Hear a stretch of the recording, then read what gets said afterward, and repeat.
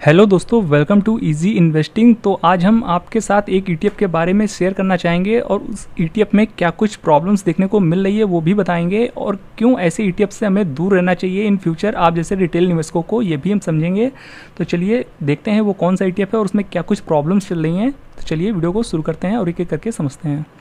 तो देख सकते हैं इस ईटीएफ का नाम है, जिस ईटीएफ के बारे में हम आज बात करेंगे वो है नावी निफ्टी 50 ईटीएफ, जो कि निफ्टी 50 को ही कवर करता है, जैसा कि निफ्टी 20 ईटीएफ है। और इसका आप पोर्टफोलियो देखेंगे तो यहाँ भी आपको निफ्टी 50 वाले ही स्टॉक देखने को मिल जाएंगे और वही सेम वेटेज भी लगभग आपको देखने को मिल जाता है, जैसा कि निफ्टी 20 में हमें देखने को मिलता है।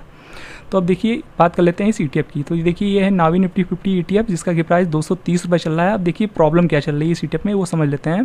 देखिए इस ईटीएफ का प्राइस 230 रुपये है, पर देखिए आज के दिन इस ईटीएफ में गिरावट जरा आप एक बार देखिए, लगभग 13% की गिरावट है, 12.87% की गिरावट दर्ज हुई है।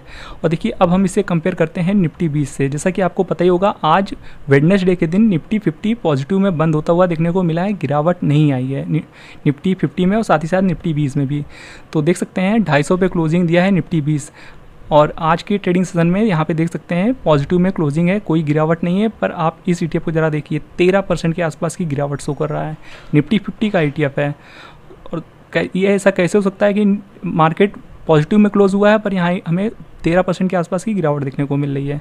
और बीते एक वीक में देखिए, जैसा कि आपको पता होगा कल चुनाव के नतीजे आए थे तो मार्केट गिरा था, पर देखिए यहाँ पे आप देख सकते हैं कल के दिन इस ईटीएफ में हमें तेज़ी दिखा रहा है। देखिए 4 जून 9:25 से आप यहाँ देख रहे हैं और देख सकते हैं कल के दिन इसमें अच्छी खासी तेज़ी रिकॉर्ड हुई है। तो ऐसा कैसे हो सकता है? कल के दिन तो निफ्टी 50 में तकरीबन 6% की गिरावट आई थी और इस ईटीएफ में देख सकते हैं, आपको एग्जैक्ट फिगर दिखा देते हैं कल के मार्केट बंद होने तक देख सकते हैं। अब देखिए यहाँ पर आप देख रहे हैं कि 9:25 AM 4 जून और फिर 3:31 तक का देख रहे हैं 4 जून के दिन, यानी कल के दिन का ही आप पूरा मार्केट का देख रहे हैं हाल। तो देख सकते हैं 18% की तेज़ी रिकॉर्ड हुई है कल के दिन इस ईटीएफ में, जबकि सबको पता है कल के दिन निफ्टी 50 में 5-6% के आसपास की गिरावट दर्ज हुई थी। पर ये ईटीएफ पॉजिटिव में क्लोज हुआ है, 18% के ऊपर की तेज़ी भी दर्ज किया है। तो ऐसा कैसे हो सकता है? ये ईटीएफ अपने हिसाब से चल रहा है और ऐसा क्यों हो रहा है वो भी चलिए हम आपको थोड़ी देर में बताएंगे। और आज देखिए ये ईटीएफ जो कि 11:30 बजे के आसपास ये ईटीएफ 280 रुपये के प्राइस तक चला गया था, यानी कल के ओपनिंग प्राइस से कंपेयर किया जाए तो आप यहाँ देख सकते हैं आज के 11:30 बजे तक, यानी कल सुबह से लेकर आज 11:30 बजे तक इस ईटीएफ ने लगभग 23% तक के रिटर्न, यानी 22.94% के रिटर्न बना के दिए हैं। ऐसा कैसे हो सकता है? और फिर अचानक से ये ईटीएफ देखिए क्रैश हो गया, 11:43 के बाद ये ईटीएफ अचानक से क्रैश कर गया। देख सकते हैं ये ईटीएफ फिर क्लोज हुआ है 230 रुपये के भाव पे और 50 रुपये वहाँ से टूट गया है और 18-20% के आसपास की गिरावट हुई है। तो देखिए कहीं ना कहीं देखिए जिन्होंने यहाँ पर कल के दिन मॉर्निंग में बाय किया होगा उनका तो अच्छा है, उन्होंने तो लगभग एक दिन में ही, यानी 1 से 1.5 दिन में ही 22-23% रिटर्न बना लिए हैं, जो कि आप यहाँ देख सकते हैं। पर उनका क्या, जिन्होंने आज मॉर्निंग में बाय किया 260, 270, 280 के प्राइस में जिन्होंने बाय किया, उनका क्या हुआ? उनका 50 रुपये पर शेयर टूट गया और अब वो अच्छे खासे लॉस में होंगे, यानी 20-22% के लॉस में चले आए होंगे वो लोग। तो देखिए इस वजह से कहीं ना कहीं ऐसे ईटीएफ से हमें कहीं ना कहीं थोड़ा सा सतर्क रहना चाहिए। तो क्या हुआ है यहाँ पर सारी कुछ हम आपको चीज़ बताना चाहेंगे। तो देखिए जैसा कि क्या हुआ है अब आपको थोड़ा सा समझा देते हैं। तो देखिए ये ईटीएफ का वॉल्यूम देखिए, इस ईटीएफ में वॉल्यूम अक्सर कम हमें देखने को मिलता है। और देखिए जिस भी ईटीएफ का वॉल्यूम कम होता है या जिस भी स्टॉक का वॉल्यूम कम होता है उसको मैनिपुलेट करना थोड़ा सा आसान होता है। और आप इसका AUM साइज भी देखिए, सिर्फ 6.63 करोड़ रुपए है, AUM साइज काफ़ी कम है। और देखिए आपने सुना भी होगा कि पेनी स्टॉक का भी जो मार्केट कैप होता है वो कम होता है। तो देखिए जिनका भी मार्केट कैप कम होता है स्टॉक का या फिर किसी भी ईटीएफ में जिसका AUM साइज कम है, तो देखिए ऐसे स्टॉक में या ऐसे ईटीएफ में कोई जब भी बड़ी बाइंग करता है ना तो वो ईटीएफ अपने आप या वो स्टॉक अपने आप रॉकेट हो जाता है। और सेम इसका उल्टा है, जब वो बड़ी क्वांटिटी सेल करता है तो वो स्टॉक या वो ईटीएफ क्रैश भी कर जाता है। क्योंकि देखिए जिन स्टॉक का या जिन ईटीएफ का AUM साइज या मार्केट कैप कम होता है तो उस ईटीएफ में या उस स्टॉक में कोई भी अकेले दम पर मार्केट को या उस ईटीएफ या उस स्टॉक को ऊपर ले जा सकता है या और उसे गिरा भी सकता है। तो सेम चीज़ यहीं पर हमें देखने को मिल रही है इस ईटीएफ में। देखिए कल मॉर्निंग में कहीं ना कहीं इस ईटीएफ में किसी ने बड़ी क्वांटिटी उठाई थी, जिस वजह से इस ईटीएफ का प्राइस ऊपर गया है। जहाँ तक जो हमें समझ में आ रहा है फिलहाल यही देखने को मिल रहा है। हो सकता है कुछ और भी चीज़ें हो सकती है, पर जो चीज़ें अक्सर मार्केट में होती है वही चीज़ हम आपके साथ डिस्कस कर रहे हैं। हो सकता है कुछ अदर रीज़न भी हो सकता है।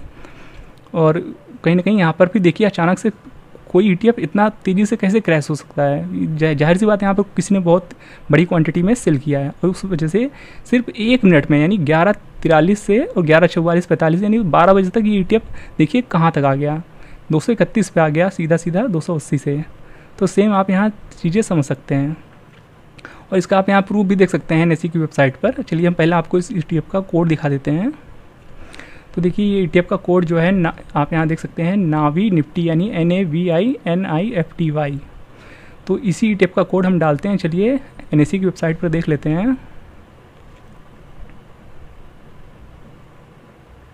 तो ये NSE की वेबसाइट है, आप यहाँ देख सकते हैं सेम कोड हमने डाल रखा है नावी निफ्टी, आप यहाँ देख सकते हैं। और फिर ये बीते 1 महीने का आप यहाँ डेटा देख रहे हैं। तो सबसे पहले हम आपको लेकर चलते हैं इसमें वॉल्यूम पे। तो देखिए इसमें जो वॉल्यूम है अक्सर हमें कम देखने को मिलता है, देख सकते हैं काफ़ी कम है। और यहाँ पर डिलीवरी क्वांटिटी भी सबसे पहले आप यहाँ देख लीजिए, ये वाले लाइन पे आप फोकस करिएगा। तो देखिए यहाँ पर अक्सर हमें जो डिलीवरी क्वांटिटी होती है वो काफ़ी कम देखने को मिलती है। 347, 261, 1500, 1300, 2700, 800, 1600, 1900, फिर 2 डिजिट में भी देखने को मिली है। और देखिए कल के दिन क्या हुआ इस ETF में। चलिए हम पहले आपको डेट दिखा देते हैं। कल 4 जून था, आप यहाँ देख सकते हैं डेट। तो देखिए कल के दिन क्या हुआ, अचानक से इसमें जो डिलीवरी क्वांटिटी थी किसी ने बड़ी क्वांटिटी को डिलीवरी में उठाया है। 1500 क्वांटिटी डिलीवरी में उठाई गई है। और कहीं ना कहीं फिर इसे आज के दिन जहाँ पे हमें जो मोस्ट प्रोबेबली देखने को मिल रहा है कि आज के दिन ये क्वांटिटी सेल भी कर दी गई है, जिस वजह से कहीं ना कहीं कल जिस वजह से ये ETF ऊपर गया था और आज के दिन जो 5 जून के दिन गिरावट भी आ गई है इस ETF में, जो कि आप यहाँ देख सकते हैं। तो कल किसी ने कहीं ना कहीं यहाँ पर जो देखने को मिल रहा है, जैसा कि NSE की वेबसाइट में हमने आपको दिखा दिया है कि 15,000 क्वांटिटी किसी ने लगभग उठाई है कल के दिन। और उसको उस वजह से कहीं ना कहीं ये ETF थोड़ा सा तेज़ी बनी थी और 20-22% ऊपर जाने के बाद और वही क्वांटिटी जो कल खरीदी गई थी जहाँ तक आज सेल कर दी गई, जिस वजह से कहीं ना कहीं ये ETF जो है फिर क्रैश होता हुआ हमें देखने को मिल रहा है। तो ये चीज़ें सारी कुछ हमें समझ में आ रही है फिलहाल, जो कि हमें देखने को मिल रहा है। और बाकी निफ्टी 20 से भी आप सारे रेट देख सकते हैं कि बीते 2 दिन में कुछ भी खास रिटर्न बनते हुए देखने को नहीं मिल रहे हैं और ऐसा कोई भी बड़ा मूवमेंट हमें देखने को नहीं मिल रहा है। देख सकते हैं, इससे कंपेयर कर सकते हैं जो वहाँ पे हमें देखने को मिल रहा है कि एक ही दिन में 22-23% ऊपर चला गया था। तो ऐसा हमें निफ्टी 50 या निफ्टी 20 में कहीं भी देखने को नहीं मिल रहा है। तो आप सीधा समझ सकते हैं क्या कुछ होता हुआ देखने को मिल रहा है। तो देखिए इस वीडियो को बनाने का हमारा कहीं ये मकसद नहीं है कि हम ये कहना चाह रहे हैं कि ये ETF ख़राब है जिस ETF के बारे में हम बात कर रहे हैं, या फिर इसके जैसे जितने भी ETF है मार्केट में जिनमें वॉल्यूम कम आता है या AUM साइज का में वो ख़राब है। ऐसा देखिए कुछ भी नहीं है। आपको समझना होगा चीज़ें, स्टॉक मार्केट में चीज़ें ऐसी ही होती हैं। आपको समझना होगा कि देखिए जो भी कम वॉल्यूम वाले या कम AUM साइज वाले ETF हैं या फिर कम मार्केट कैप वाले स्टॉक्स हैं यानी पेनी स्टॉक्स, तो देखिए उनमें अक्सर ऐसे चीज़ें हमें देखने को मिलती है। यानी कोई भी अकेले दम पर बड़ी क्वांटिटी बाय करके ऐसे ETF में या ऐसे स्टॉक को एकदम से ऊपर ले जा सकता है, उसका प्राइस काफ़ी तेज़ी से ऊपर चला जाता है जब भी किसी कम वॉल्यूम वाले में या कम AUM साइज वाले ETF में कोई भी बड़ी बाइंग करता है या कम मार्केट कैप वाले स्टॉक में ऐसी बाइंग होती है, तो वो अपने आप तेज़ी से प्राइस उसका ऊपर चला जाता है। और ठीक इसका उल्टा है, जब वो वही बाई की हुई क्वांटिटी सेल करता है बड़ी क्वांटिटी एक बार में, तो वो ETF या उस स्टॉक का प्राइस अचानक से क्रैश भी हो जाता है। तो ऐसा अक्सर होता है, आपको समझना होगा ये चीज़ें, इसमें कुछ भी गलत नहीं है। पर देखिए इसमें हम और आप जैसे रिटेल इन्वेस्टर कुछ भी नहीं कर सकते हैं। जस्ट हम ये कर सकते हैं कि हम ऐसे स्टॉक से या ऐसे ETF से अवॉइड करेंगे तो ज़्यादा बेटर होगा इन फ्यूचर।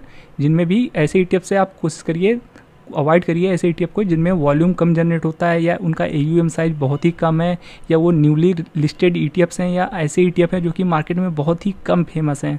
तो ऐसे ETF को आप अवॉइड करेंगे तो कहीं ना कहीं आपके लिए बेटर होगा इन फ्यूचर कि आप कहीं ऐसे में आप कभी फ्यूचर में फंसेंगे नहीं किसी भी ETF में। तो देखिए कहीं ना कहीं हमें लगा ये टॉपिक के बारे में आपके साथ डिस्कस करना चाहिए और इन फ्यूचर की आप ऐसी गलती ना करें। तो आपको ये वीडियो कैसा लगा कमेंट बॉक्स में जो बताइएगा। अगर आपको ये वीडियो इन्फॉर्मेटिव लगा हो तो वीडियो को लाइक और चैनल को सब्सक्राइब करना बिल्कुल भी मत भूलिएगा। मिलते हैं नेक्स्ट वीडियो में, तब तक के लिए गुड बाय।